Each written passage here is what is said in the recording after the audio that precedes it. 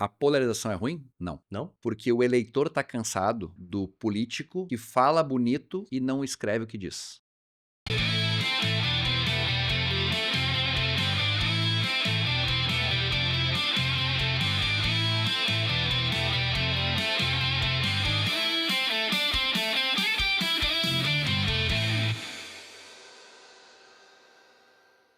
2026 começou com tudo, né? Nos primeiros dias do ano a gente já teve algo histórico, a invasão de um país da América do Sul pelos Estados Unidos e a prisão de um ditador, Maduro. Por isso, o Bacipó de hoje vai ser um pouquinho diferente. Primeiro, a Yasmine Santos não tá comigo porque teve um imprevisto de família, mas tá tudo bem, tá, gente? E a gente vai ter, nesse episódio, um entrevistado de opiniões fortes e que vai falar muito sobre Venezuela, sobre o Brasil, sobre política, sobre o mundo real, o mundo das pessoas, porque ele é um parlamentar muito ativo e que, claro, mexe com quem é de Porto Alegre.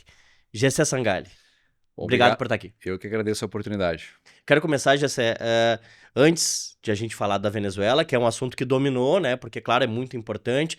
Tem um povo que sofre demais lá no país, né? Eu já estive em Roraima, fazendo cobertura pela Zero Hora e pela Gaúcha. Vi as pessoas passando fome, falando sobre isso. Mas daqui a pouco a gente detalha um pouco mais. Mas por isso, teve um protesto em Porto Alegre. Sim. De pessoas contrárias ao Donald Trump, favoráveis ao Maduro ou contrárias à ação em si, né? Pessoas ligadas à esquerda. E tu és um cara direita de verdade, como Sim. tu Depois te identifica, podemos falar né? sobre isso. Como tu te identifica, como é o teu slogan, né? E tu foste agredido. Tem vídeos que mostram tu sendo agredido, chutado e levando soco. Por que tu estava lá? Sim. E o que aconteceu? Bom, eu tava em casa, era segunda-feira, cerca das 6 da tarde, mais ou menos, 5h45. E daí eu vi no Instagram do Roberto Robaina que tava tendo protesto. E sempre que tem protesto, eu faço vídeos reagindo. Ah, o protesto aconteceu em Porto Alegre assim, assim, assim. E daí eu pensei, vou lá eu filmar, porque eu não queria pedir pro meu pessoal ir filmar, porque eu acharia até perigoso. E decidi eu. Só que, justamente para não provocar, eu não coloquei a placa, que é uma ferramenta característica que eu tenho que me identifica como vereador. Tu anda com teu monociclo e O com o teu nome ali em monociclo cima, com a né? placa nas costas, quem não me conhece acha estranho e quem conhece acha também. Só que, enfim, eu literalmente não quis colocar a placa para não instigar conflito. E daí chegando ali, tem o túnel ali, o viaduto, e logo após tem a Embaixada Americana, e como tinha muitas pessoas, eles interromperam como se fosse o fluxo de veículos de quem está saindo da Plínio, acho que é o nome, Que chega na e entrando Brasil, na né? Brasil. Tanto que para quando eu chegar lá, eu tive que passar por debaixo do viaduto e ir em direção como se fosse a Zona Norte, ali, peguei a contramão, como se fosse, fui até a parada de ônibus e voltei, só que a parada de ônibus ela é segregada da via, então eu não conseguia filmar da parada de ônibus, sem dizer que a parada de ônibus estava, né, o corredor de ônibus estava lotado de ônibus passando para cima e para baixo.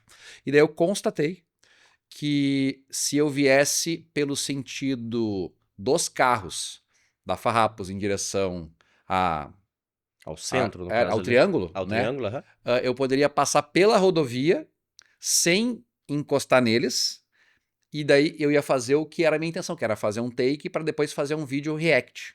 Cara, basicamente isso. Comentando Então o eu que era aquele peguei, protesto. botei minha GoPro gravar, pumba, fui gravando, até nunca faço isso, tanto que podem ver que é o meu primeiro vídeo que eu fazendo isso, ou o segundo vídeo fazendo isso. Eu passei, antes de eles me verem, eu falei, galera, tô aqui na frente da Embaixada Americana, onde tá os esquerdistas, esse pá. Terminei de falar a minha opinião sobre o que estava acontecendo e passei a gravar meramente a questão do contexto, que era para fazer a minha ideia original, que era o vídeo react. Então, em nenhum momento eles viram a minha opinião sobre o que estava acontecendo. E eu continuei com a minha coisica aqui, com a minha GoPro e tal, passando. Passei sem falar nada, ninguém ouviu a minha voz. Ninguém ouviu a minha voz. Fui, virei, voltei, gravando ainda. Não sei se eles perceberam se eu estava gravando ou não, mas possivelmente alguém me reconheceu. E no instante que eu estava voltando, segurando o meu bastão de gravação ali, um ou dois me interromperam. Ah, o que que... Vaza daqui. Cara, literalmente isso. E eu fiz questão de colocar o vídeo nas publicações sem edição para não ter dúvida de que o Gessé passou provocando. Eu não passei provocando. Eu tava gravando um vídeo para depois, em casa, com a iluminação boa, com áudio bom, fazer um vídeo react ao que estava acontecendo em Porto Alegre. Só que ao invés de eu mandar um assessor meu, fui eu gravar e tal, beleza. Até porque era um dia que eu tava em casa tranquilo. E daí quando eu tava tentando passar para sair, eu não falei nada, eles começaram a me obstaculizar. E é interessante. Porque esse pessoal, óbvio que assim, ó, tinha 150, 200 pessoas ali. 145, vamos supor que era 150. 145 nem me viram. Nem sabiam que eu tava ali. Uns 5, 6 ou talvez 10 me identificaram. Desses 5, 10 que me identificaram, uns 2 ou 3 mais exaltados vieram me confrontar. É o que dá pra ver no vídeo, assim, eu assisti E a esse impressão vídeo que me deu é que eles não viram que eu tava gravando. E daí eu tô indo aqui gravando e tal, e 2 vieram e fizeram a abordagem, mais ou menos assim, ó. Eu tô indo aqui nessa direção, 2 vieram e me pararam, mas literalmente me pararam. E gritaram, vaza daqui, sai daqui. E daí, eu não sei se eu falei alguma coisa ou não. Tô saindo, não sei o que e tal, né? Tô indo, não sei o que. E eu daí lembro que tu falou que a via era pública. Tu falou, isso aqui é uma via pública. Daí chegou um terceiro, daí os 3 me cercaram. Daí ficou 2, um de cada lado e um atrás. O que falou vaza daqui ficou atrás de mim, um de amarelo. Depois, se quiser botar nas imagens aí, fica à vontade. Até acho que eu te mandei em alta qualidade. Sim. Daí, esse de amarelo que falou vaza daqui ficou atrás de mim e é muito interessante como é que é a tática dos Black Bloc. Black Bloc, antifascista, enfim, a tática deles é bem estruturada. Um me cercou pela direita, outro me cercou pela esquerda e o que falou vaza daqui ficou atrás de mim. E daí o que eu tinha no meu campo visual? Eu tinha uma pessoa à minha direita e uma pessoa à minha esquerda, os dois me dando ombrada para me colocar numa situação de pressão. Porque talvez eles me vissem como um inimigo, embora não tivesse provocado. E daí o de trás, de amarelo, que falou vaza daqui, chutou o monociclo. E o monociclo caiu. E daí olha que interessante, qual é que é a lógica da atividade deles. Como eu tinha no meu campo visual um cara à esquerda me impressionando e um cara à direita me impressionando, qual é que era a minha impressão? O cara da direita chutou o meu monociclo. E daí o que era natural de qualquer pessoa? Era, sai daqui, começar a brigar. E daí, óbvio que eu vi que eu tava numa situação de vulnerabilidade. De vez eu pegar e brigar, eu me fiz de louco. Tu deixou cair meu monociclo. E depois que eu fui ver nas imagens, que eu achava que era esse que tinha chutado o monociclo, eu vi que foi o cara de trás que chutou. E olha como é que eles são ardilosos. Ele chutou e saiu da cena. E não voltou mais. Até o último momento. Então, eles ficam revezando funções de modo a te colocar numa situação em que tu perca a cabeça e daí eles vão usar o recorte do teu erro, como se fosse da tua reação, para dizer que tu que começou a agressão. Cara, eu não comecei agressão nenhuma. E na verdade isso desmascarou a atividade deles. Daí quando esse cara que deu o chute saiu, ficou 2, veio um terceiro, um outro cara lá que parece o cara do Restart. Daí tem um cara que parece o cara do Restart, que começou a me impressionar, daí ficaram 4 me cercando. Ficava 2 me pressionando, e daí, cara, 4 pessoas na tua volta. O que aconteceu? Ia apanhar fato. Mas eram 4 fracos. Cara, 1 contra 4 não existe. Não é da minha índole brigar. Fato que não é. Quem me conhece sabe. Eu sou o cara mais calmo do mundo. Eu odeio injustiça, mas sou o cara mais calmo do mundo. Quando eu percebo uma injustiça, enfim, é outra questão. Daí, eles estavam tentando fazer eu perder a cabeça. Dá pra ver que no vídeo, depois tu observa, um chega no outro e faz assim, faz um cochicho. Tipo assim, vamos levar ele pra algum lugar, ou eu seguro e tu empurra, sei lá. O que é o que tu imagina, tu não chegou a ouvir. Não ouvi, eu só imagino, mas por que 2 pessoas que estão te cercando pagam e fazem um cochicho uma com a outra? Eles combinaram alguma coisa. E daí, um começou ensandecidamente a tentar me agredir, então ele pegou, primeiro momento ele pegou e falou, tentou dar um tapa na câmera. E por algum motivo eu mexi na câmera na hora e passou sem bater. E isso irritou ele. E daí é o cara que vem e primeiro me dá um chute. Um cara de amarelo. Parece que é mestrando de uma universidade federal aqui da região. Não sei, vamos ver os processos judiciais. E daí ele me deu o chute e daí, óbvio que eles esperavam que eu perdesse a cabeça. E eu continuei e daí eu vi que eles queriam me agredir e daí eu comecei a falar, posso me retirar? Posso sair? Me deixa passar? é só não me derrubar de novo que eu saio. Literalmente isso, tá? O vídeo aí pode passar, inclusive sem a minha fala, depois com a minha fala, como quiser.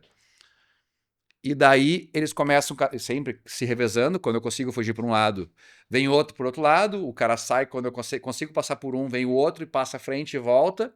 E daí nisso começou 2 agentes da EPTC a tentar se colocar no meio assim, não, deixa disso. Parará, e agradeço aos agentes da EPTC aí por me ajudarem, de fato vocês ajudaram. E daí quando eles perceberam que eu ia conseguir sair, um começou, inclusive, um que parece que trabalha num tribunal aqui da região, que parece que vai ter processo disciplinar sobre essa pessoa, falou, não, vai para lá, volta pro meio das pessoas. Por quê? Porque nesse momento, quando ficou claro que tinha um conflito, alguém começou a falar recua, fascista, recua. Daí começou o cântico da esquerda, recua, fascista, recua. Então, o povo, né, os 95% de pessoas que não sabiam o que estava acontecendo, agora começaram a cantar que tinha alguém que era um invasor, como se fosse. Então, agora eu estava identificado como inimigo. Era óbvio. Então, vai para lá, vai para quê? Para que eu apanhasse no meio da multidão, era óbvio, né? E daí eu continuei afastando, a EPTC não, deixa disso e tal, e chegou uma hora que, e eu berrando, né? Posso sair ou não? Posso sair ou não? Porque tem que verbalizar também o que está acontecendo para que fique evidente o que está acontecendo, né? Trabalho com polícia, então eu sei que tem que verbalizar para ficar claro qual é que é a minha intenção. E daí eles perderam a cabeça. E daí quando eu consegui sair,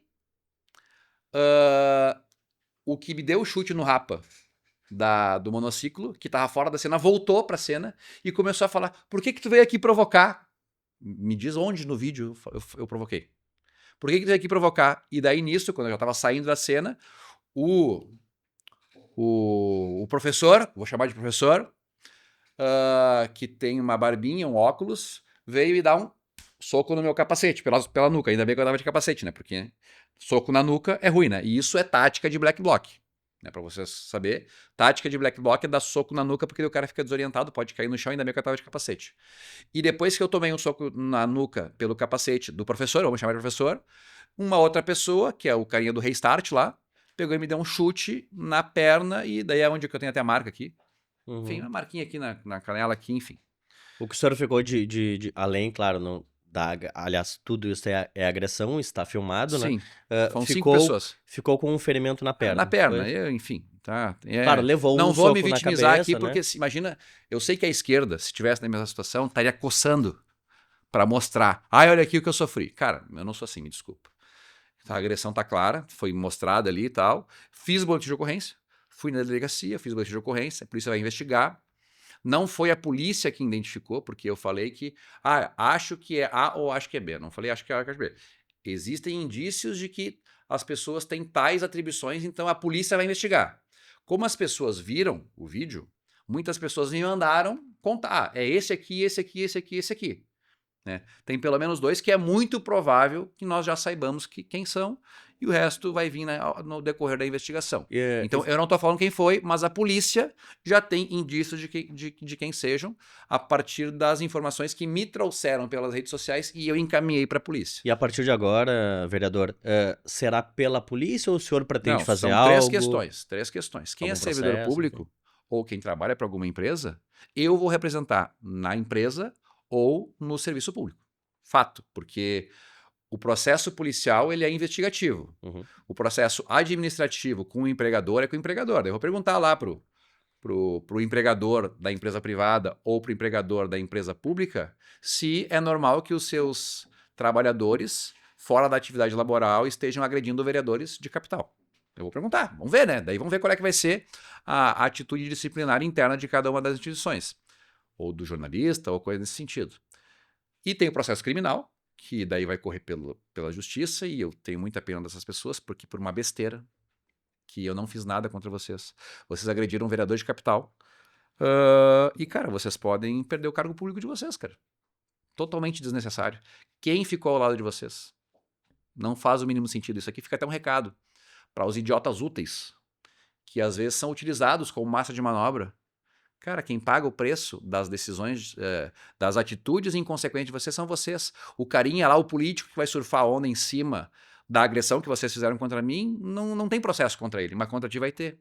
Então, tu militante independente de esquerda, de direita, de cima, de baixo, cara, não deixa te não deixa te levar a tomar atitudes que pro grupo vai todo mundo, parabéns, bateu no fascista, mas o processo vai estar só no teu CPF, quem vai ter que pagar o teu advogado é tu. Então, fica aqui uma dica, cara, não cai em provocação, não, em nome do grupo, toma atitudes que depois tu vai ter que responder é no teu individual. Então fica aqui uma observação e minha indignação, porque se fosse o contrário, e por isso que eu vou levar até o fim a denúncia nos empregadores, no criminal eu já representei, então só lamento, você não recebeu uma intimação, e no civil, porque eu fui agredido. Então cabe uma reparação também por isso. Gessé, quero aproveitar, nós estamos falando disso porque, como eu falei no início ali, né, era um protesto de pessoas contrárias a Donald Trump, por isso que era na frente da embaixada norte-americana. Sim. Os Estados Unidos fizeram uma operação no sábado, lá início do ano, era dia 2 de janeiro, né? 2 ou 3 de janeiro. Invadiram vários locais onde o Maduro estava e acabaram capturando Maduro, que está nos Estados Unidos para ser julgado por tráfico de drogas, vários argumentos que as pessoas já sabem, inclusive, né? O que eu quero te perguntar é um pouquinho mais amplo, tá? Uhum. Donald Trump alega que faz isso para que o povo da Venezuela tenha um futuro melhor. Não sei se esse é o argumento dele.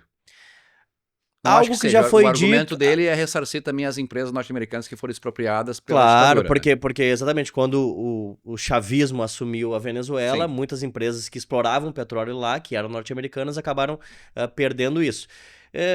Talvez essa seja a motivação. A argumentação que tu mencionou aqui antes de nós começarmos o podcast é que seria para libertar a Venezuela, né? Na real, o argumento utilizado de fato pelo governo americano foi de que foi uma operação policial, né? Para cumprir uma decisão judicial que declarava ele como um narcoditador. Então, o argumento dos Estados Unidos, por isso que não foi necessário questão de declaração de guerra, é de que foi uma operação policial para cumprir uma ordem judicial. Operação policial para cumprir uma ordem judicial de prender o narcoditador. Os Estados Unidos tinham plena capacidade de tocar um míssil lá e matar ele, né? Vamos concordar, né? Uhum. Se ele conseguiu entrar no Palácio de Miraflores, algo nesse sentido, não sei se é a cidade ou se é como se fosse a residência oficial, algo tipo assim, e conseguir efetuar a prisão dele, poderia ter matado, né? Então, parece que faz sentido o argumento de busca para condenação de processo judicial por conta de um crime supostamente cometido por ele e cumprir uma determinação da justiça americana. Óbvio que tem motivação também por trás da questão da prisão, porque a Corina Machado foi eleita democraticamente, não foi da posse, então, na verdade, ele acabou se apropriando do poder de maneira indevida, configurando, sim, uma ditadura, mas a argumentação legal para a operação de prender o Maduro era cumprir uma decisão judicial. Só que existem em todas as ações humanas, em tudo, existe o fato legal, ou como se fosse a motivação aparente, e também existem motivações secundárias, ou não aparentes, ou talvez sejam até mais importantes, inclusive, do que as motivações aparentes. E motivações secundárias tem várias questões que tu pode trazer, tanto a questão da libertação do povo, que eu considero legítimo e como latino-americano acaba achando que sim, retirar um ditador, não interessa como, faz sentido. Pergunto se fosse o contrário, se o Bolsonaro tivesse, entre aspas, dado um golpe no Brasil que não deu, se eles não concordariam que o Biden tirasse o ditador à força, com certeza iam estar soltando foguete, mas como é contra um amiguinho deles, isso acaba, deles no caso da esquerda, e por isso que teve protesto aqui na frente da embaixada, acaba sendo uma ação ilegal. Até a fala dos caras ali é que não teve processo legal. No meio do vídeo que eu, enquanto eu estou indo em direção ao triângulo, a frase que o cara fala é que não teve processo legal. Então, por te ver. Então, uma das motivações é, sim, de fato, de restabelecer a democracia na Venezuela, não duvido. Não sei se seja a motivação do Biden, mas a do Trump, mas com certeza é a razão pela qual os outros países não condenaram a ação do Trump. Eu queria te perguntar uma coisa. Então, só para concluir. Claro. Os outros países não condenaram a ação do Trump porque concordaram com a retirada do ditador. A União Europeia, o resto dos países da América Latina, fora do Foro de São Paulo, apoiaram ou, no mínimo, silenciaram a ação do Trump. Então, uma motivação como se fosse paralela, ou paralela à principal, que é a questão da prisão da operação policial. Também questão dos Estados Unidos, que teve expropriadas empresas que investiram na questão do exploração do combustível petróleo. lá. Porque a riqueza do povo venezuelano, não tem a mínima dúvida disso. A riqueza é de quem é proprietário, de quem é o primeiro a utilizar. Então, quem estava lá ocupando o território era a população, através dos seus representantes, do povo, da soberania e tal, da Venezuela.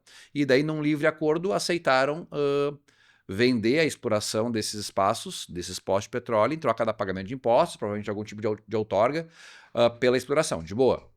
E daí, depois que cumpriram o contrato, pagaram, começaram a extrair, daí veio um outro ditador, antes, que na época nem era ditador ainda, mas acabou utilizando isso como retórica, para expropriar os bens das empresas norte-americanas e se apropriou, estatizou, nacionalizou a questão das empresas. Então, hoje, o Trump, como uma das ações secundárias da questão, ele quer que os acordos que foram firmados, os contratos que foram assinados de exploração comercial com investimento norte-americano sejam ressarcidos, que não tem como ter dúvida de que essas empresas foram roubadas. Então, talvez seja uma das motivações secundárias da questão, que é o que fala a esquerda, né? A esquerda fala que não tirou porque é um ditador, não tirou porque passou com um tanque por cima de manifestante, não tirou porque não quis sair do poder depois do fim das eleições que elegeu a Corina Machado, através do seu representante, porque ela mesma foi impedida, mais ou menos como fizeram com o Bolsonaro. Não foi por isso. Foi por causa do petróleo, na ideia da esquerda. Mas os outros países silenciaram a favor do Trump por causa das outras razões. Questão de direitos humanos, tortura, sequestro, expropriações, questão de atropelamentos, julgamentos sumários e também da questão do próprio roubo das eleições. Por que o senhor citou o Bolsonaro? O senhor acha que a eleição do Lula em 2024, 4, né? 24. Correto. Em 24, ela não foi justa? Não, daí são 2 ou 3 questões, tá? Eu não entro na linha argumentativa da questão das urnas. Eu não entro nessa linha argumentativa. O senhor acredita que o processo é justo? Olha, eu me elegi no processo, né? Pois é, o senhor foi o vereador mais votado, mas né? é que, tipo no assim, mesmo sistema. É que não é porque talvez uma coisa não seja o que parece que todas as coisas são corretas. Vamos dar um exemplo. Não é porque um aspecto, vamos supor que seja justo. Não tem nada de errado nas urnas. E eu acredito que, de fato, embora todo mundo fale, eu acho que, de fato, não... Pode ter problemas. É inconferível eleições? Cara, é inconferível eleições porque o voto é secreto, então é inconferível. Não tem como tu... É inconferível. A questão não é essa. A questão é que existiu uma tendência de favorecimento para um lado em relação ao outro? Com certeza. Com certeza. Exemplo, teve um indício de que as rádios no Nordeste estavam passando muito mais inserções de um lado do que do outro, sendo que a lei eleitoral dizia que pela representatividade eleitoral de cada um dos polos, o tempo era 45-55. E estava lá, por questão de auditorias feitas, mostrado que estava sendo executado 95% contra 5%. Exemplo, não sei exatamente o percentual. Uhum. E isso é óbvio. Se propaganda não importasse, não tinha por que fazer propaganda. Por isso que é tão controlado também, inclusive. Então, a questão foi feita uma auditoria de empresas privadas que são certificadoras legais para fazer conferência de inserções de programas de rádio e apontou-se um desbalanceamento entre o que a lei autorizava. E isso alterou o voto de algumas pessoas? Não tem como saber, mas se não fosse bom, não tinha por que não fazer correto. Então isso acabou acontecendo. Então o peso na balança em favor da candidatura do Lula aconteceu. Esse é um exemplo. E tiveram outros exemplos. Posso só exemplos de fake news. Uhum. Cara, quantos de nós da direita, falando fatos incômodos, fomos taxados de fake news por agências de checagem? Vários. Eu perdi minha conta, inclusive. E o Janones escreveu um livro mostrando como ele fazia fake news contra o Bolsonaro e foi exaltado. Mas do outro lado também existiu, né, vereador? Que outro lado? No lado de pessoas ligadas à direita e certamente ligadas à esquerda que espalharam a mesma fake news. Não, Ambos os lados espalharam fake news, não? Por que então nós não fazemos a abertura dos inquéritos das fake news e vejamos então que as denúncias chegaram de ambos os lados e foram apuradas de ambos os lados? É só fazer isso. Acaba com o meu argumento agora, nesse instante. E por que que... não é que é um argumento retórico que ele trouxe agora da cabeça dele só para responder a mim, que eu não vou saber responder agora. Não, isso foi feito pelo UOL e não foi dado. O UOL pediu justamente para desmascarar a direita. Olha só, tiveram 2 milhões de denúncias, 1 milhão e 50 mil para um lado, 950 mil para outro, tô chutando aqui, e foi apurado, e na curva aqui de apurações se puniu mais ou menos o mesmo percentual de coisa. Tu quer só fazer isso, cala a boca de toda a direita. Mas por que não fazem? Por que o UOL não teve acesso, que pediu, acho que é o UOL, tá? Porque já acabou a eleição, né? Então, desmentiria a narrativa, entre aspas, da direita, de que teve uma tendência para um lado. Então, esse é um segundo exemplo. Fora fake news contra o Bolsonaro, que não tinha liminar para retirar fake news, e do Lula tinha denúncia 2 horas, 2 horas tem que tirar, senão multa milionária. Exemplo, chamaram o Bolsonaro de pedófilo, chamaram o Bolsonaro de... várias coisas, tá? O pedófilo é um que eu lembro, na época da campanha, né? E depois inocentaram ele no processo. Mas daí já foi estrago, né? Porque pra narrativa política, o que importa do quente é na eleição. Falaram um montão de coisa e tal, ele foi inocentado sim, mas na época da eleição já foi voto. Então tiveram vários casos que fizeram de fake news da esquerda, que nunca vinha eliminar para retirar o conteúdo abusivo, mas da direita contra a esquerda, ligeirinho vinha. Então, acho que teve dedão na balança. Então, eu acho que sim, as eleições tiveram um lado do espectro político que teve ajuda. Eu só não acho que a direita deveria concentrar toda a sua fiscalização na questão da urna. Eu acho que teve muito mais compra de voto do que qualquer tipo de coisa que poderia ter acontecido na urna. E a compra de voto passou lisa, né? Ninguém falou de compra de voto. Mas, cara, é óbvio, traficante com dinheiro, paga e depois vai cobrar a favor do político. Cara, isso tem em toda eleição. Não é só nessa. Isso tem em toda eleição. E daí a gente estava tão preocupado em falar de urna, as pessoas que estavam preocupadas em falar de urna, que não fiscalizaram o resto. Vou dar um outro exemplo. O Gilmar Mendes mencionou que existia lá no passado uma forma de fraude de eleição que era o tal do mesário pianista, que é o mesário que ao final da sessão vota pelas pessoas que não foram votar. Quem da direita ficou no final da urna, às 18 horas, às 17 horas, plantado na frente da sessão para ver se não tinha alguém fazendo isso. E isso foi o que deu a eleição para o Milei, porque lá tem o voto pianista, só que nas características da Argentina, que não tem voto em urna, né, eletrônica. Uhum. Lá o que acontece? Lá é o que chama de boletas, né? As boletas, que é o papelzinho do candidato. Tu vota, coloca dentro do envelope, lacra e coloca lá dentro. E depois, no final da votação, os fiscais abrem e contam na frente de todo mundo. Esse é o voto na Argentina. O que impedia, antes do Milei, na época do Macri, que um mesário mal intencionado lá na Argentina colocasse mais 20 votos corretos na urna, se não tivesse ninguém para fiscalizar. E isso é o que acham que fez com que o Milei não fosse também no primeiro turno. Porque no primeiro turno, ele não tinha corpo de pessoas para fiscalizar. Então ele fez tipo assim, eu não vou lembrar o número, tá? Mas tipo 30% dos votos no primeiro turno. Tá? No segundo turno, ele foi apoiado pelo pessoal do Macri, que era o PSDB deles, que era no Partido Grande. Né? É um centro-direita, um centro-esquerda, um centro, que tinha muitos fiscais, muitos políticos. Então, no segundo turno, lá na Argentina, o pessoal do Macri, não lembro qual é o nome do partido, ajudou o Milei a fiscalizar o fechamento da urna. E daí o Milei ganhou de lavada. E daí eu te pergunto, por que nós, da direita, de vez ficar elocubrando, não meramente fiscalizamos o que é o nosso direito como cidadão? Cara, pode acontecer, não estou dizendo que aconteceu, mas pode acontecer de alguém mal intencionado com outras 2 pessoas mal intencionadas do mesmo grupo político chegar no final e fazer besteira e, por exemplo, votar pelas pessoas que não foram. Isso aconteceu ou não? Não sei, mas pode acontecer.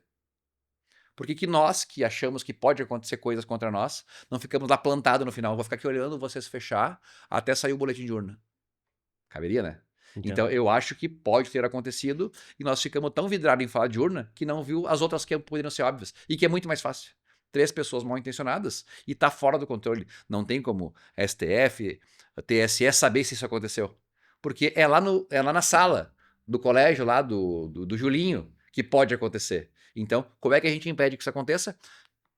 As pessoas de direita que acham que pode acontecer, chega lá às 16 horas e fica esperando para entrar eu vou entrar às 16h30 e vou ser um dos últimos a votar e vou ficar aqui olhando para ver se vão fazer coisa errada ou não. Deu, acabou, tá resolvido.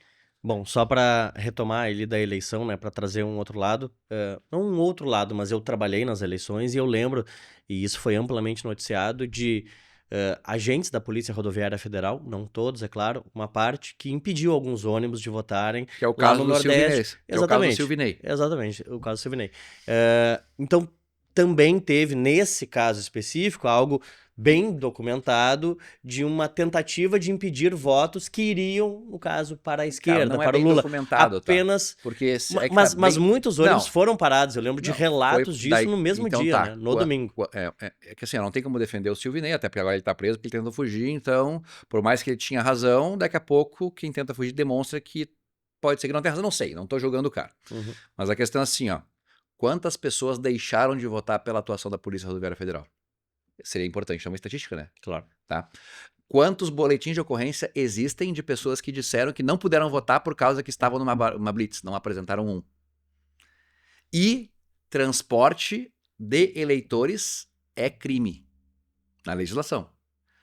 É crime até hoje, não mudaram a lei ainda. É crime transporte de eleitores. Vou dar um exemplo. Eu posso pegar e colocar uma van minha para transportar os meus amigos para ir votar no dia da eleição. Não pode. Não pode. Essa fiscalização, se eu fosse da defesa dele, diria isso, né, é óbvio, e eu acho que a linha argumentativa deles era meramente para saber se estava existindo transporte clandestino de eleitores. E pode ou não pode? Não pode. Então, na real, se não teve ninguém que foi proibido de votar por causa disso, então meramente foi uma fiscalização natural, que deveria acontecer. E aconteceu o transporte de eleitores desse jeito aí que tu mencionou nas eleições, o que é proibido por lei, e ninguém questionou o transporte legal de eleitores. Questionaram a ação da Polícia Rodoviária Federal, que estava fiscalizando o transporte legal de eleitores. Então eu acho que existe uma captura de narrativa, inclusive pela mídia, que, cara, vamos ser sinceros, tá? Eu vivo num país em que existe um discurso que claramente é visto com bons olhos pelos detentores do poder. E outro que não é visto com bons olhos pelos detentores do poder. Eu tô numa posição de fragilidade, que eu sou um indivíduo. Ou eu sou um jornalista. Cara, o que eu vou falar? Cara, tu fala o limite do que tu sabe que não vai pegar mal. E o que estavam as autoridades falando? Que o cara tava tentando impedir que eleitores se deslocassem. Não tem a prova. A prova seria feita depois, com apuração, e não mostraram um boletim de ocorrência dizendo que, ó, essa pessoa, a Janete, não sei o quê, CPF tal, relata que no dia tal, na estrada tal, foi impedida por uma guarnição da Polícia Federal, que com isso não pôde ir votar. Cara, não existe esse documento. Então eu acho que não teve impactos. Pode ser que a intenção dele fosse essa, mas impactos não teve documentado ou provado. Só narrativas de quem disse que ele fez isso. Deixa eu voltar um pouquinho para o nosso assunto inicial, né, que é o grande assunto do ano até agora, né? Um país que teve um ditador, de fato, uma pessoa que, por vários indícios, se mostrou que não teria ganho as eleições e que mesmo assim assumiu. Várias entidades internacionais tentaram fazer a conferência dos votos na Venezuela e isso não foi possível, ou seja, o Maduro é de fato um ditador. Sim, mas é pior que isso, porque o Maduro contratou uma consultoria para validar as eleições, e era uma consultoria norte-americana. E a consultoria, que foi paga para fazer a auditoria, entregou um documento qualquer lá pro cara, tá aqui, e se retirou do país. E quando saiu do país é que deu a auditoria e falou que ele tinha perdido as eleições. Mas o que eu quero, só para avançar um pouquinho, viu, vereador, é questionar a ação de Donald Trump. Pelo seguinte, tá? Vou trazer aqui um exercício. baseado nas declarações do próprio Donald Trump. Depois de ir lá e capturar o Maduro, que está preso em Nova York nesse momento, ele disse, no Air Force One, inclusive, que invadir a Colômbia ou fazer uma ação contra a Colômbia, que é um país onde se tem realmente um tráfico de drogas muito forte, seria uma boa ideia.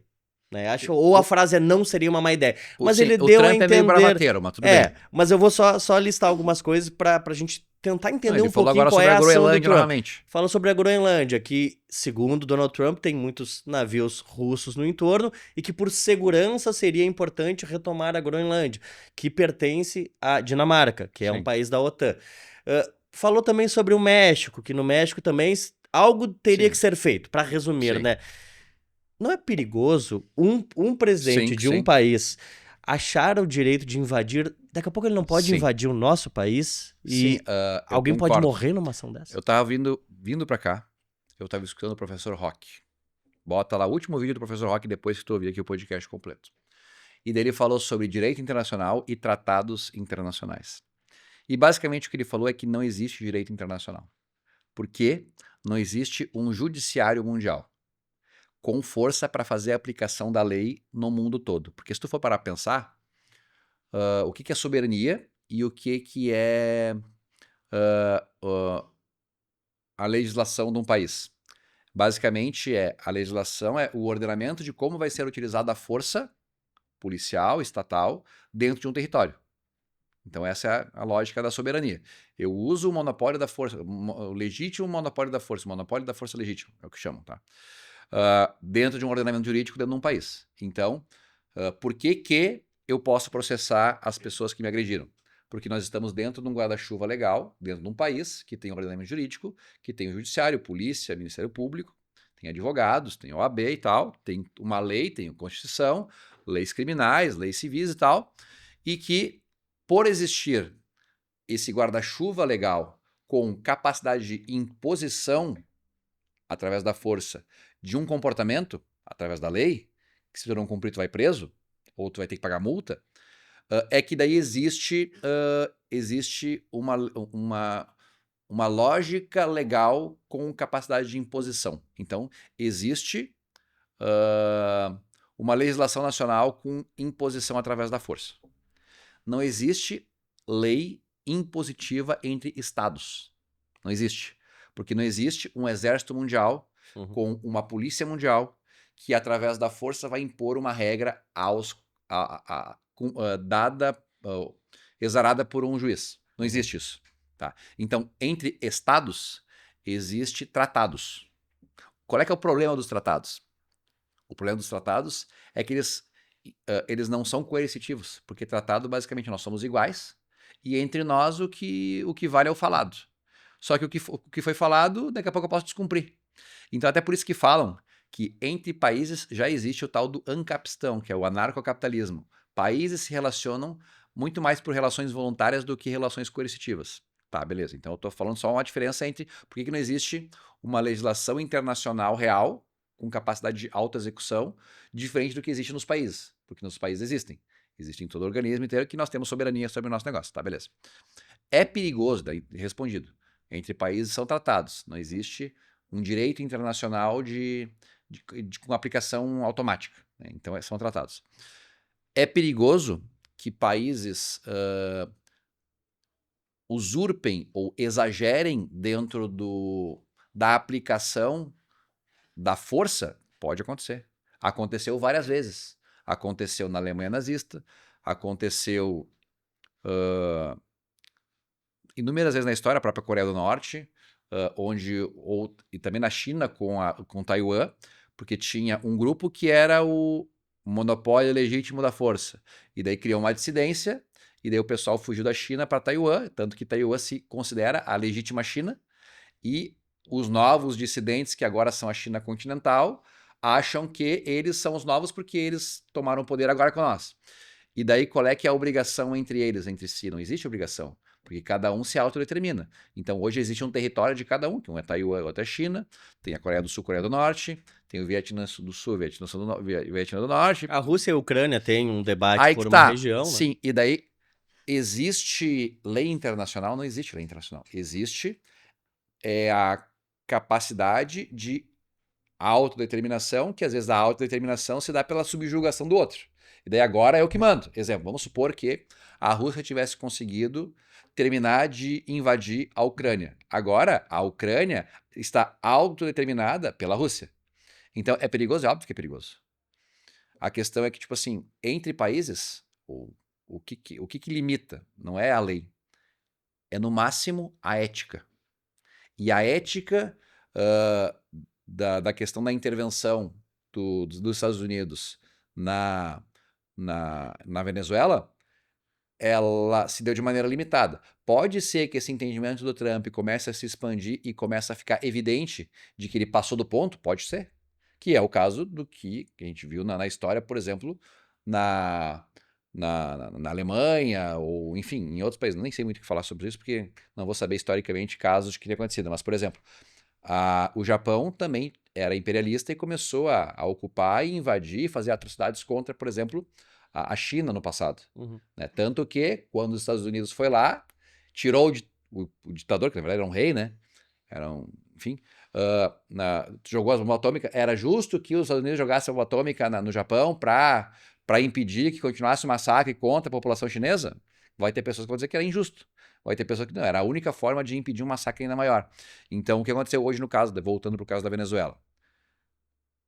Os países democráticos entendem que o Maduro permaneceu no poder de maneira irregular. Isso é um fato. Tanto que deram o prêmio de Nobel da Paz para a Corina Machado. Né? Queriam que, nessa intervenção do Trump, a Corina Machado voltasse à presidência. Mas você acredita que ela não tem uma popularidade no país? Não é popularidade. Né?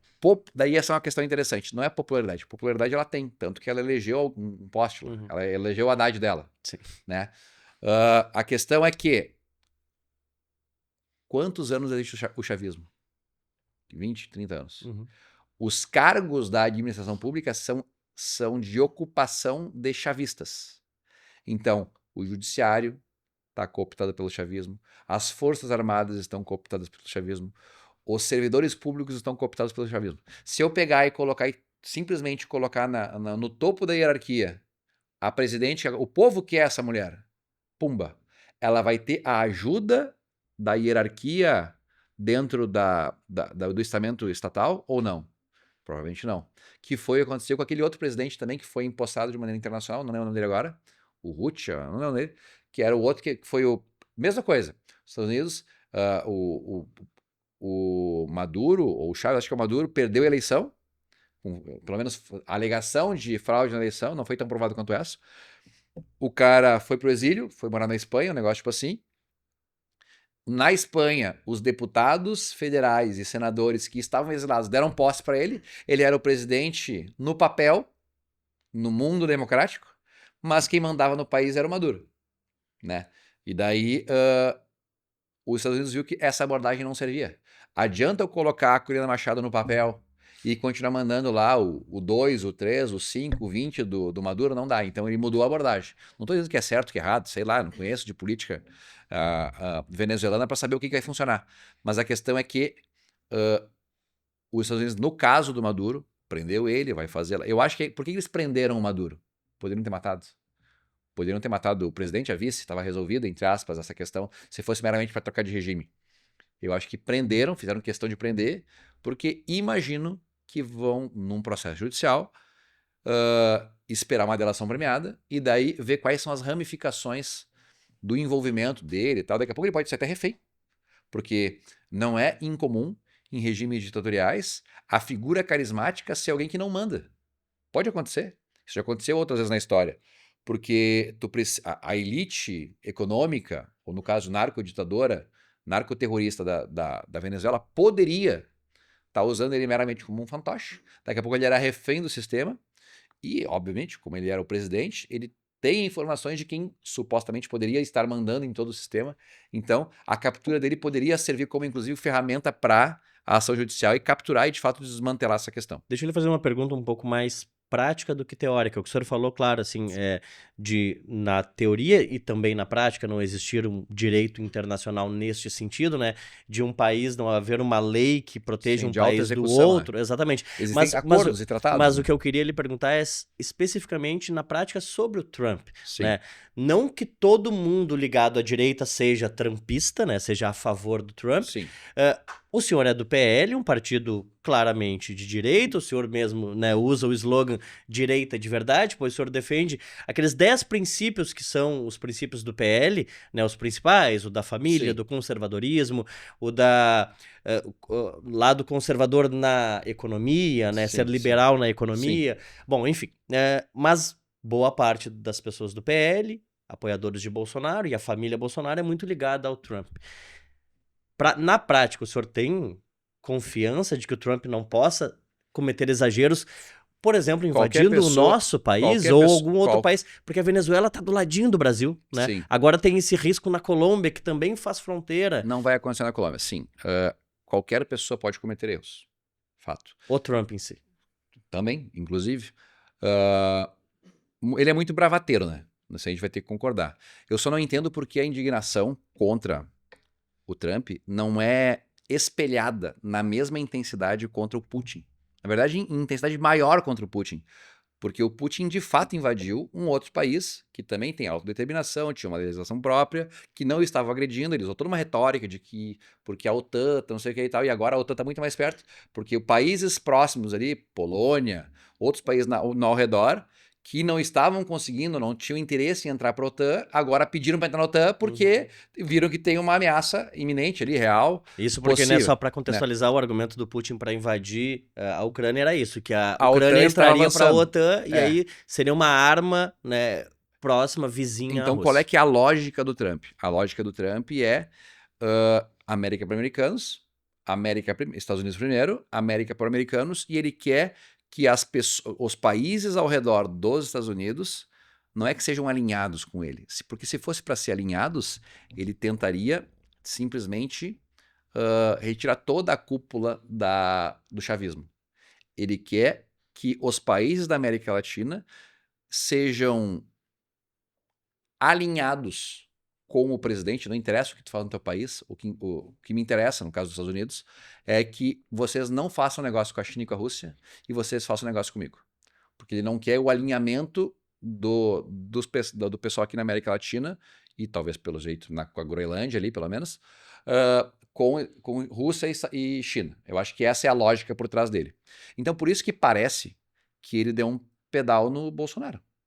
Porque a gente estava com toda a expectativa de que o Trump pudesse ajudar nos abusos que nós vemos aqui no Brasil, e ele, por ser pragmático, America First, ele acabou que fez um acordo com o Lula, aparentemente. Teve uma aproximação, pelo que vimos.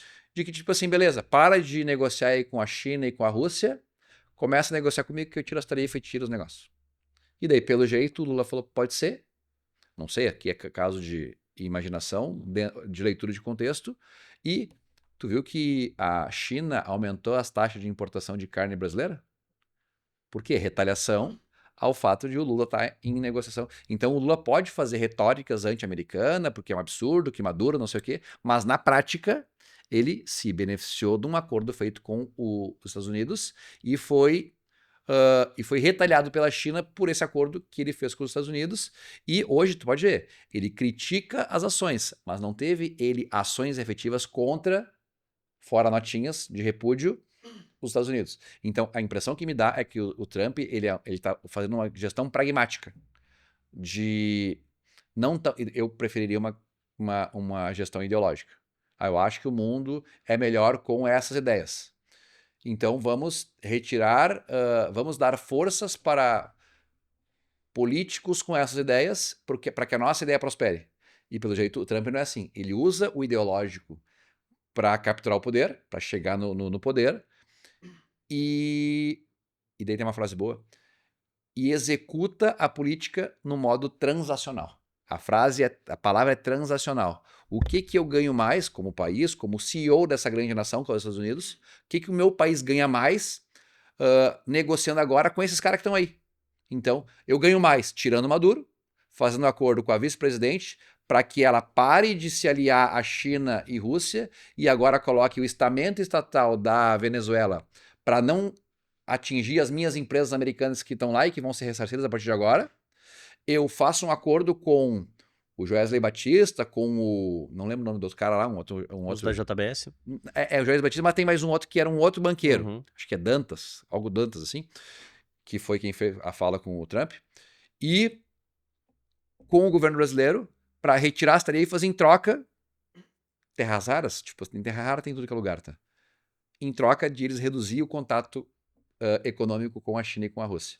E daí, cara, nisso aí se ferrou o Bolsonaro, né? Então não tem, né? Para nós brasileiros de direita, não adianta confiar cegamente no Trump meramente porque nós temos um alinhamento ideológico. Porque o Trump, como ele veio do mercado imobiliário, ele tem um pensamento transacional. Tem um Então, se ele fez um bom negócio, não interessa se o cara que está comprando o meu produto é pró-americano ou anti-americano. Ele está comprando o meu produto, então tá bom. Então, eu acho que ele tem essa pegada. Então, nós, da direita, óbvio que ficamos frustrados com o Trump, mas é por isso que eu me considero direita de verdade. Só que dentro da direita, as pessoas estão aprendendo ainda. Assim como na esquerda as pessoas nunca param de aprender, dentro da direita nós estamos aprendendo ainda. E assim, ó, cada um dentro da direita vai ter os valores da direita que considera mais importantes.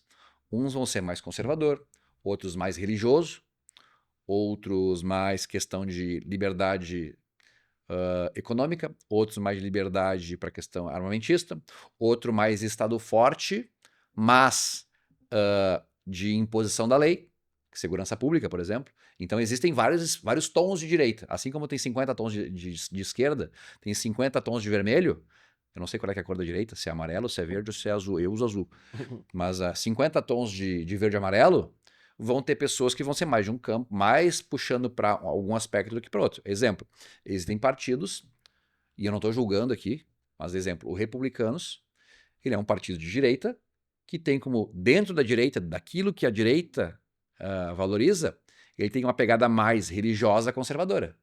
Então, os políticos eleitos pelos republicanos tendem a votar mais fechado contra aborto, mais fechado contra a questão de costumes, mais fechado questão de drogas e coisa nesse sentido, do que, por exemplo, o Partido Novo. O Partido Novo também é direita, só que ele é um direita mais econômico, mais liberal econômico. Tem conservador também, tem de costumes, sim, mas não é a pegada do Novo. O Novo, ele é uma direita mais liberal econômico. Assim como o PL, ele é meio que uma mistura. Mas eu sou direita de verdade porque eu acho que o principal aspecto da direita é a liberdade econômica. Eu sou quase um PL novo. Até o meu número tem a ver com o PL novo no dia que chegar na campanha. Não posso falar agora. Mas a questão é justamente essa. Dentro da direita existem vários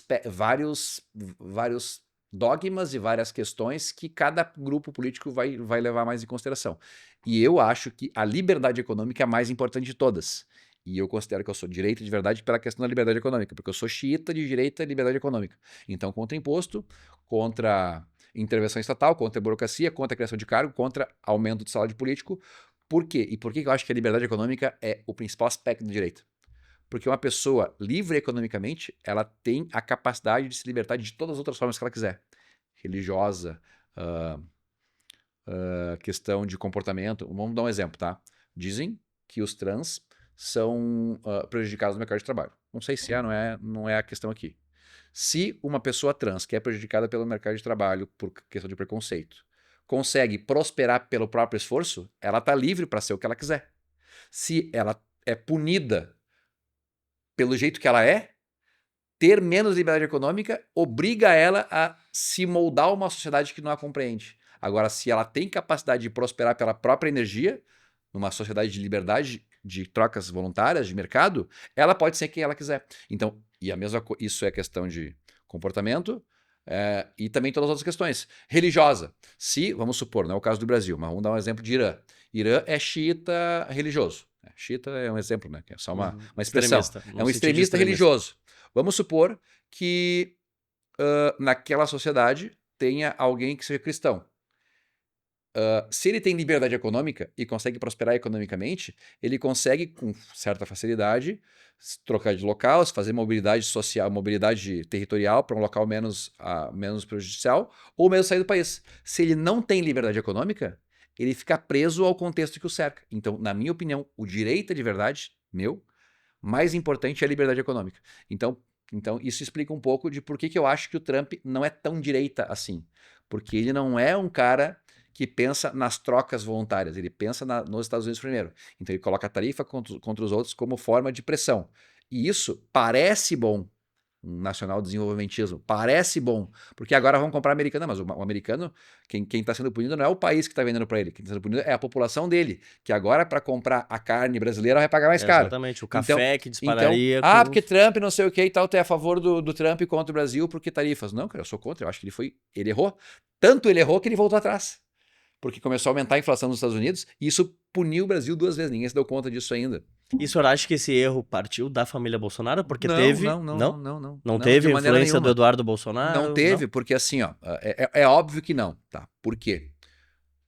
Porque olha a rejeição que isso trouxe à família Bolsonaro. Deu toda uma retórica pra a popularidade do Lula cresceu nesse momento. Deu toda uma retórica para a esquerda, dando a entender que a culpa foi do Bolsonaro. Então, não consigo imaginar, conceber que isso tenha partido do Eduardo Bolsonaro, e pelas falas que ele deu, disse que não desde o início. Pode olhar lá as falas desde o início. E essa foi uma política adotada em todos os países.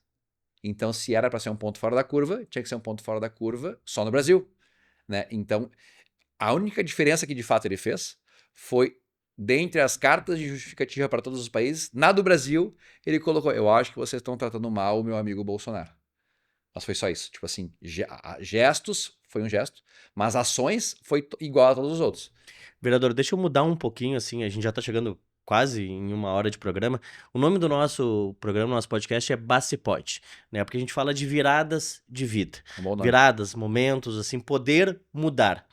Hoje, uma coisa que eu acredito que direita e esquerda, não os extremos, tá? Direita e esquerda, mas pessoas que refletem e conseguem compreender. Apesar disso, eu acho que essas pessoas conseguem ver que um dos problemas do país é a polarização. Não sei se o senhor concorda. A minha opinião é que sim. Porque, vamos lá, o que é o seu trabalho? O senhor é vereador, o senhor vai lá na Câmara de Vereadores de Porto Alegre, o senhor apresenta um projeto, aí tem um outro deputado da esquerda que vai dizer: olha, eu discordo disso. Se vocês são pessoas centradas, vocês discordam, e qual é o objetivo? Chegar no melhor para a população. Acredito que seu trabalho seja esse. Eu quero que essa parede seja aberta porque mais pessoas vão passar aqui. Bom, o outro diz: olha, mas a gente pode abrir um pouquinho e abrir ela no meio, de repente. Ou seja, chegar no melhor para a população.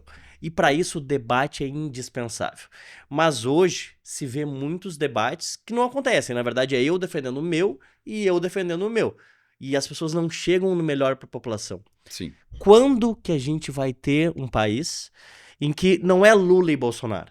É alguém... É Leite. Não sei, não quis dizer isso, não é essa a minha visão aqui. Mas assim, o senhor usou o nome de uma pessoa que não é extremista, né? Acho que isso nós concordamos, assim, que ele é uma pessoa que... PSDB, que era o partido dele até ontem, era o partido do Aécio, né? Então assim, era um partido mais à direita. De extremo centro. Pode ser. Quando que a gente vai ter um país onde não importa se é direita ou esquerda, as pessoas vão de fato sentar, dialogar e vão chegar numa conclusão que é melhor pro povo? O senhor que é um político e já é pré-candidato a deputado, inclusive, né? Então, assim, quando que a gente vai chegar numa virada de chave que o Brasil vai ficar melhor? Não porque eu quero melhor e o senhor não quer o melhor porque discorda de mim. Não, quando nós dois vamos querer o melhor. Tá, essa é uma pergunta interessante. Complexo de responder. Responda em 30 segundos, não, tô brincando. Não, ela é complexa de responder, mas eu tenho a resposta. Na verdade, assim, ó, a polarização é ruim? Não.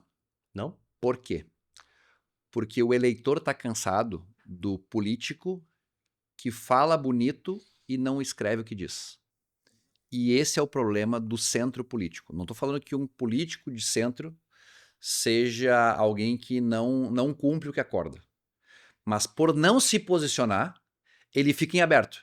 E ele olha no cenário do contexto o que é melhor em cada momento. E o melhor em cada momento depende dos rumores e das vontades momentâneas. E isso parece bom, só que gera uma falta de credibilidade com o eleitor. Então, vou te dar um exemplo. Alexandre Frota era o ator pornô gay conservador. Se elegeu com o Bolsonaro, fez acordo com o Dória e começou a atacar o Bolsonaro e cadê o Frota agora?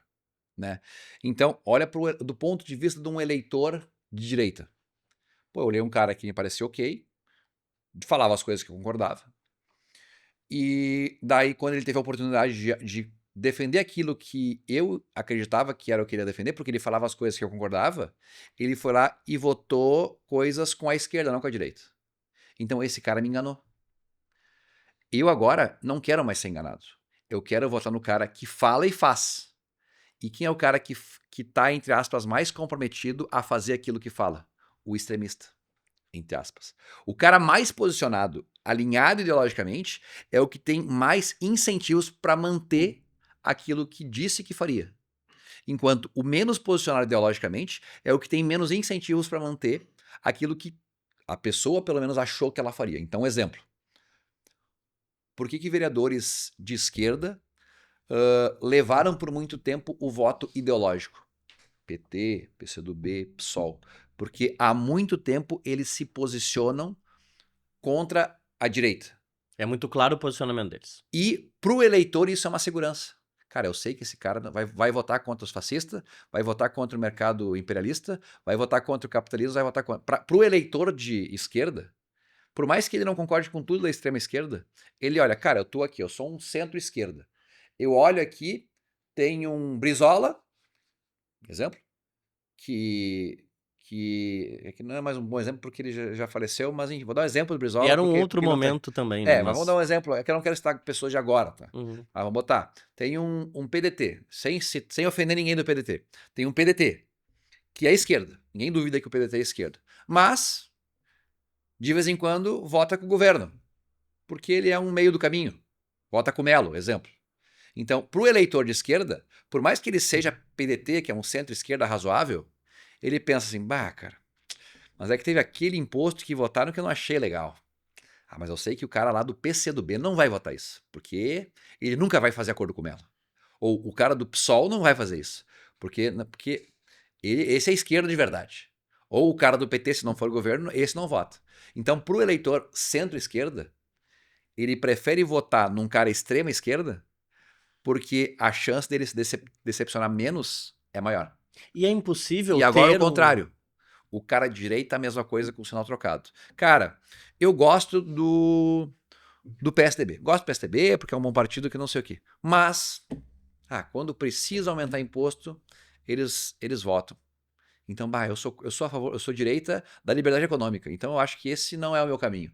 Então, eu prefiro votar, no caso a pessoa, né, imaginando aqui, no Novo ou no PL, porque pelo menos se eles votar, eu vou espizinhar eles porque eu nunca esperaria que eles fizessem isso. Do PSDB, tu espera que ele possa fazer, se for o cálculo do momento. Entendi. Né? Então, para o eleitor, a polarização é uma segurança. Então, tu entendeu o meu contexto. Eu entendi. Para o eleitor, a polarização é uma segurança. Porque se o cara trair o movimento, ele vai ser expurgado do movimento. Então, para o eleitor, a polarização é boa. Para quem quer ruim a polarização? Muito para os políticos de centro, porque o cara que não se posiciona, ele acaba ficando fora dessa briga de torcidas. E para a população, o que é melhor? Médio, tá? Médio, daí tem Mas médio não é o centro? Não médio, tá? Porque assim, ó, daí vem outro lado. Existe uma vantagem de existirem políticos de centro. Que como nenhum dos dois lados consegue maioria, a única forma de governar é compondo com o centro. Isso é um fato. Cedendo. Né? Cedendo, mas é compondo com o centro. Então, a governabilidade numa democracia depende dos três. Só que cada vez mais o centro está ficando menor, porque o eleitor desconfiado prefere os extremos. Então, é um fato. Quando chegou o primeiro governo Bolsonaro, o Bolsonaro tinha, 30 deputados federais. Nessa que ele perdeu, ele elegeu 100 federais só do PL. Mais uns 100, talvez, nos outros partidos de direita. Então, tem 200 federais que são de direita, ou pelo menos se elegeram com direita. uns 300, sei lá, uns 100, 200, que é centro, e mais uns 200 da esquerda, né? Daí eu sei que dá 500. Daí, então, aconteceu a questão. Então, o centro, ele permite a governabilidade. Então, o centro, ele tem uma importância na democracia. Que, cara, se a direita tá errando, a gente não vota. Se a direita tá acertando, a gente vota. E o contrário também. Se a esquerda tende a acertar, a gente vota. Se a esquerda tende a errar, a gente não vota. Então, o governo Lula, ele começou com uma alta base, então a esquerda mais o centro, e foi perdendo o centro, e a direita começou a trazer adeptos, eleitoralmente, dentro do ponto de vista das câmaras legislativas, né? Câmara Federal, Senado e piriri. Então tem esse aspecto da questão da direita, do centro, por que os extremos ajudam, é o porto seguro do eleitor, e por que o centro está perdendo espaço. O voto da direita, o voto da esquerda, ele é um voto menos custoso do ponto de vista de marketing eleitoral, porque as pessoas estão mais dispostas a votar nisso. Então, não quer dizer que o centro vai deixar de existir, mas o centro vai ficar mais caro. Não mais caro do ponto de vista de comprar voto. Comprar voto, infelizmente, qualquer espectro político pode fazer. Ela vai ficar mais caro porque tu diminui o incentivo do eleitor permanecer Mais caro de conquistar, o senhor quis dizer, mais nesse caro sentido, então. de atenção, né? Entendi. E é um voto mais volátil, né? Uhum. Porque se eu voto num Mauro Zacher, que Deus o tenha, não tá mais aqui, é um exemplo só porque ele não é mais vereador hoje, no Mauro Zacher, que é de centro-esquerda, esse voto vai ter que ser reconquistado, porque existem muitos políticos de centro para um público de centro que está perdendo densidade. E já a direita e a esquerda tem muitos eleitores com poucos políticos ainda. Eu queria, pra gente finalizar, até porque a gente já passou de 1 hora aqui de conversa, vereador GC Sangalho tá com a gente, o vereador mais votado, né, do sul do país, por isso até que a gente convidou ele para falar pela direita, não que ele represente toda a direita, mas é alguém que foi votado por 22 mil porto-alegrenses e foi o vereador mais votado, ou seja, é alguém que ganhou relevância na direita nos últimos anos. O que eu queria lhe perguntar é sobre esta questão de direita e de esquerda, no momento do voto do projeto. Sim, Né? isso É interessante. impossível o senhor de direita concordar com um projeto de esquerda? Não. Não digo nem um projeto da esquerda, tá? Não, sim. O vereador José, tá? Vou usar um exemplo aí. Sim. José. Ele é de esquerda e ele apresenta um projeto. Sim. É impossível o senhor olhar e dizer, não, este projeto pode ser bom para Dona Maria? Isso é uma pergunta interessante. Até, na verdade, foi a pergunta original e eu falei um monte e acabei não pegando esse ponto exato. Mais um pouco disso. Mas eu expliquei, ajudou no contexto a chegar onde nós estamos. Deixa eu pensar essa resposta. Existem 2 aspectos, talvez 3 aspectos, talvez 20 aspectos, 1000 aspectos, infinitos aspectos, tá? Também não vou citar o nome, vou dar um exemplo. Não precisa. De um suplente que ficou no meu lugar por um tempo, que era num partido que eu estava antes, então era de extremo ao centro. A pessoa era de extremo ao centro, tá? E a pessoa ficou no meu tempo, no meu período, e daí vinham os projetos para votar. E a pessoa ficava com 2 corações, porque ela queria me representar lá. Só que o coração dela não era de direita. E ela queria... E daí eu falei brincando para ela uma frase que eu achei que ela ia entender que era brincadeira. E daí eu entendi como votam a maior parte dos políticos de centro. Eu falei, não, pessoa, aqui tu tem que fazer é o seguinte, tu vota como parece que pega bem. Se parece que pega bem, é porque deve ser certo, porque as pessoas pensam. Então tu tem que levar em consideração sempre o senso comum. É isso aí, Gessé, eu vou fazer isso aí. E eu tava brincando. Porque, na verdade, agora vamos botar o lado oposto. Como os eleitores posicionados pensam que os políticos votam. Os eleitores posicionados pensam que os políticos votam assim, não, vou olhar aqui um projeto. Aqui, ó, cota para trans. Pois é, a população trans merece ou não merece? Não é assim que pensa. O que o político pensa? Não, eu sou de direita. O meu eleitor concordaria com isso ou não? Bah, com certeza não. Então é não. Isso é o que pensa o político de direita e de esquerda. Mesma coisa da esquerda. O político de esquerda, ele pode concordar que porte de arma é algo importante. Mas o que o meu eleitor pensa? Ah, meu eleitor não concorda com isso. Então ele vota não porque o eleitor dele manda nisso. Mas a decisão é só pensando no voto do eleitor? Não. Isso é obviamente ponderado, né? Obviamente ponderado. Porque se eu sou um representante de um pensamento... Porque pensa, isso é uma outra questão interessante. Eu não concluí a primeira, mas é uma outra questão interessante. Depois de 5 anos como vereador, eu me dei conta do que é um parlamentar. O que é um parlamentar? Um parlamentar é uma representação de um pedaço da inteligência da cidade, ou da cidade, do estado, ou do país. Dá exemplo. Nós temos aí, em Viamão, 5 vereadores, 20 vereadores, para facilitar o cálculo. Cada vereador representa 5% da inteligência da cidade. 5%. Cada vez que eu voto sim, eu represento 10% da decisão sim. Ah, mas não é 5%? Não. Porque para aprovar é metade, né? Para aprovar é 11 votos lá. Era 21, né? Então, para aprovar são 11 votos. Então, 11 votos aprova a matéria. Só que 11 sobre 1 vai dar 9% mais ou menos. Então, eu represento 9% da inteligência da cidade para a coisa dar certo, ou 5% da inteligência da cidade para não dar certo. Porque daí é 1 sobre 21. E eu preciso impedir a maioria, que seria 11 votos. Então, eu represento parte da inteligência da cidade. Se eu represento parte da inteligência da cidade, o meu voto, que eu dou através do meu CPF, representando as pessoas que confiaram em mim, não tem que levar em consideração o que as pessoas que votaram em mim pensam? É óbvio que sim. É óbvio. Porque se eu represento um pedaço da inteligência da cidade e eu estou representando as pessoas que votaram em mim, eu tenho que sempre, em todos os meus votos, ponderar o que as pessoas que votaram em mim queriam que eu fizesse nesse momento. Se eu não fizer isso, mas não é razoável. Cara, não interessa. Então educa a população de que isso não é razoável. E essa é uma resposta que eu dei para o Ancapsu, que foi muito boa. É possível eleger mais políticos de direita? Daí eu volto à pergunta. Seria possível que todos os políticos eleitos fossem de direita? Sim. Bastaria que todos os eleitores votassem em político de direita. Como é que eu faria para que todos os eleitores votassem em político de direita?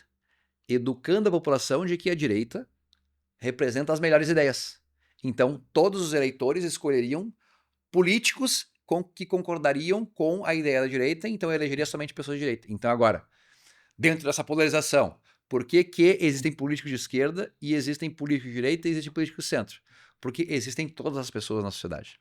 Existe E isso é bom, não? o que acredita que a direita é o caminho, então os políticos que melhor se comunicarem com esse público vão capturar esses votos. Do outro lado da esquerda, existem pessoas que acreditam que a esquerda é o caminho e as pessoas que melhor representar esses anseios vão ser os eleitos, vão conseguir mais densidade eleitoral para chegar lá, e existem os apolíticos, que era a resposta da pessoa que não sabia o que era direita e esquerda, que concordava que o que importava era o senso comum. Só que para alguém de esquerda, o senso comum é outro. Para alguém de direita, o senso comum é outro. Para alguém de centro, o senso comum é algo mais fora da política. Então, né, enfim, essa é a resposta, mais ou menos nesse sentido. Então, o que é a guerra cultural da esquerda, que já faz há décadas, talvez séculos, pelo menos décadas? É tu formar pessoas que pensem de acordo com o que a esquerda acredita. Porque daí, dentro do cômputo dos votos, essas pessoas vão tender a escolher pessoas que representem a ideia da esquerda. E até os anos 2000, 2015, 90% das pessoas que se elegiam de esquerda. Não existia no Brasil partido de direita. Era feio falar que era de direita, porque depois da ditadura se fez uma caça às bruxas e ninguém presta, e é direita, é fascista, nazista, não sei o que e tal. Chamavam o Alckmin de nazista, hoje a gente sabe que ele é um centro-esquerda. Por quê? Porque conseguiu-se criar como se fosse um consenso social de que a esquerda era quem detinha o monopólio da virtude. Só que, 2010, 12, óbvio que veio a crise econômica e que afeta, porque quando o dinheiro falta, as pessoas começam a pensar diferente. E veio as redes sociais, que permitiu que pessoas começassem a se comunicar entre si e começou a surgir pessoas de direita. Até tem uma frase, numa entrevista que o Bolsonaro deu para um jornalista que já morreu, não lembro o nome dele, mas era da Record, não lembro o nome dele. Ele falou assim: a direita saiu do armário. Como se fosse uma crítica, né? Vocês estavam lá escondidos e estavam fingindo que vocês não eram essas pessoas más que vocês eram, porque pro jornalista, né, ser de esquerda nos anos 2010 era normal. Tipo assim, era só apenas o lógico, né? E até hoje, na maior parte dos casos. E daí, então tu saiu do armário. E daí, com esses vídeos virais, xingando, falando que, cura gay, e essas coisas que falavam do Bolsonaro e tal, algumas pessoas começaram a se conectar e viram, mas então existe um caminho além da esquerda? E daí surgiu. Daí, no passado, ser de direita era diferente. Hoje tem outros aspectos. Antes do Bolsonaro, ser de direita era basicamente 2 ou 3 coisas. Era ser conservador, era ser pró-polícia e ser anti-Dilma. Isso era ser de direita. Hoje tem 10, 15, 20 aspectos. Então, daí eu não te respondi a tua pergunta ainda. É possível alguém de direita votar em um projeto da esquerda? Sim, depende de qual projeto. Eu tendo a votar não em todos os projetos que vão contra a direita econômica. Total contra a direita econômica. Contra quando é pautas que vão contra a direita econômica. Entendi. Né? E tendo a votar contra, isso por convicção, 100%. E eu tendo a votar não nas outras questões, também levando em consideração não só o que eu penso, mas também o que a pessoa que votou em mim quer que eu vote. Mas já teve projeto de esquerda que o senhor olhou, esse é um projeto bom pra cidade. Mas aí que tá.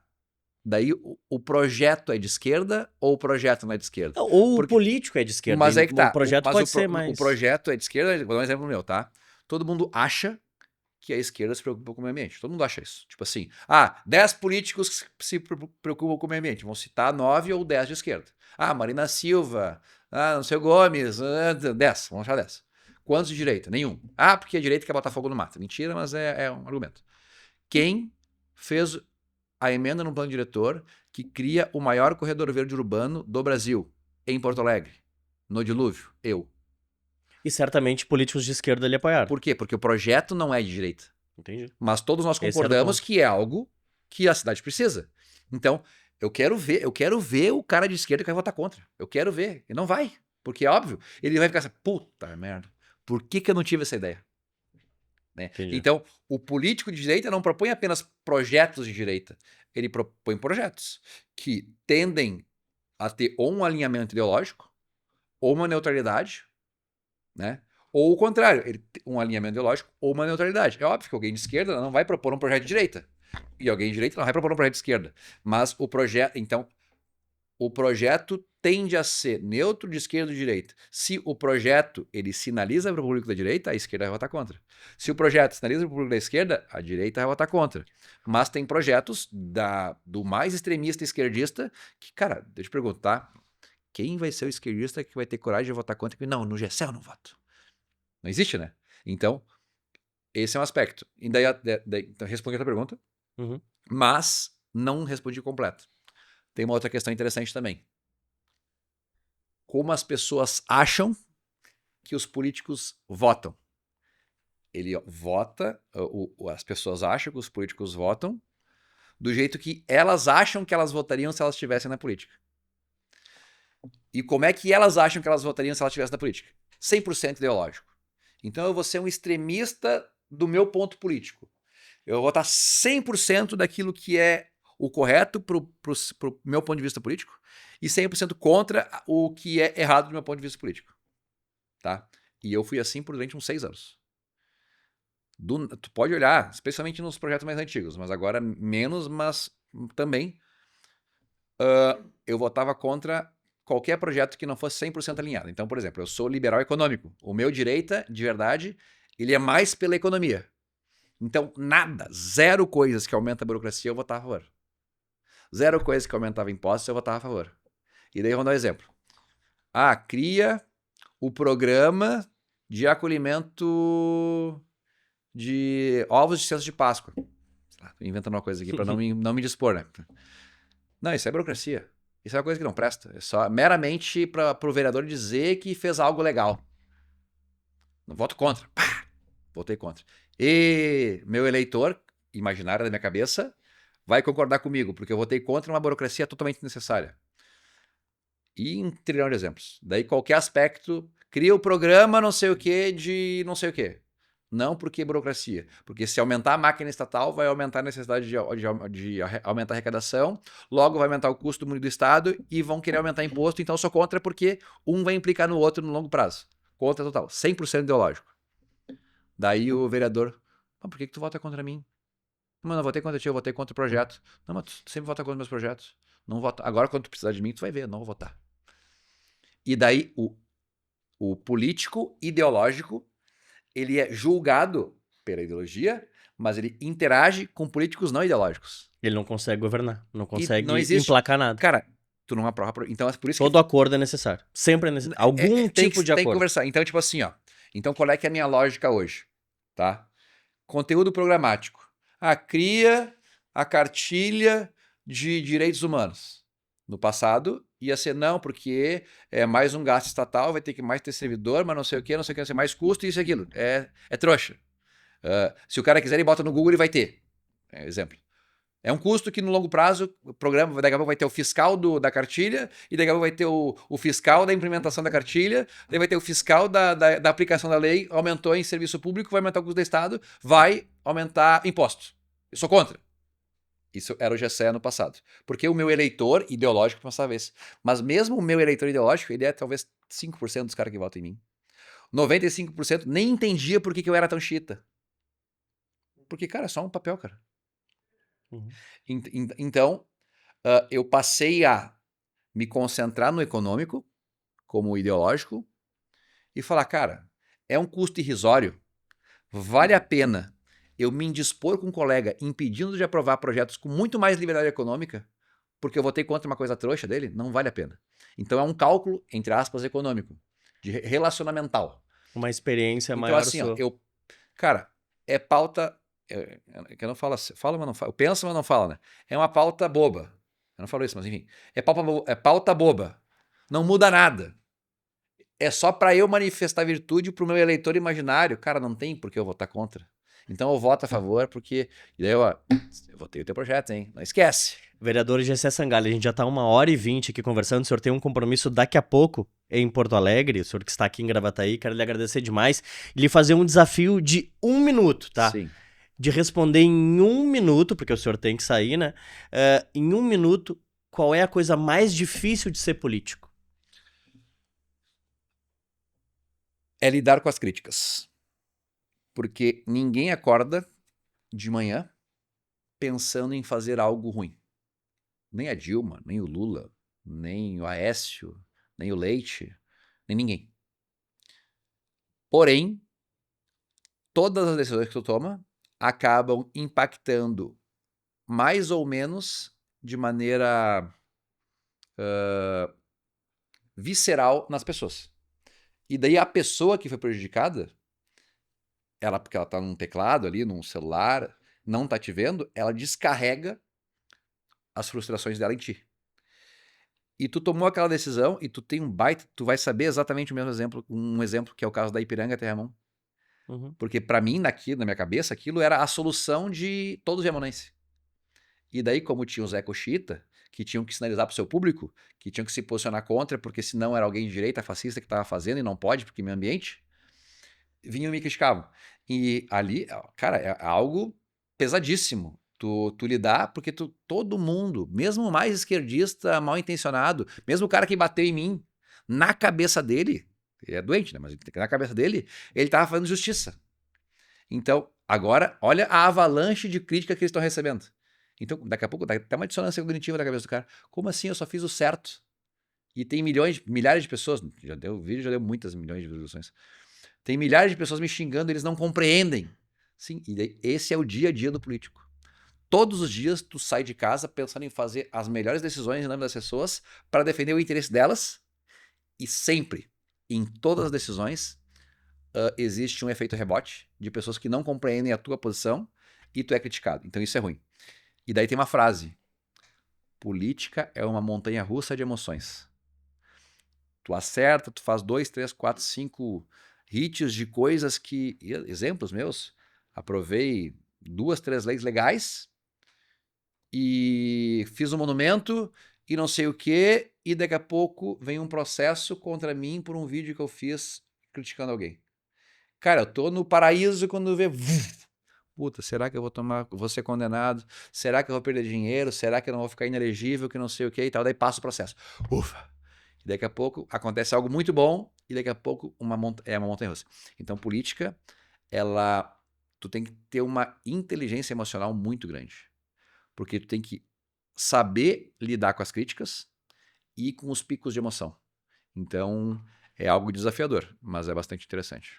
Gessé Sangalli, vereador eleito, vereador, aliás, que está, né, em Porto Alegre pelo PL, o mais votado, né, 22 mil votos, e veio aqui falar conosco sobre Venezuela, sobre Donald Trump, sobre a agressão que ele sofreu, sobre política, sobre angústias, sobre viradas de chave de mesa. Ele que é lá da melhor cidade do mundo, Viamão, hoje mora em Porto Alegre, mas era lá Já de fui vereador de Viamão. duas capitais. Ah, A exato. velha capital e a nova capital. Muito obrigado. Tamo junto. Obrigado, pela vereador. oportunidade. Um abraço. O Bacipod volta semana que vem com mais um convidado de temas diversos. A gente fala de tudo aqui. Tchau!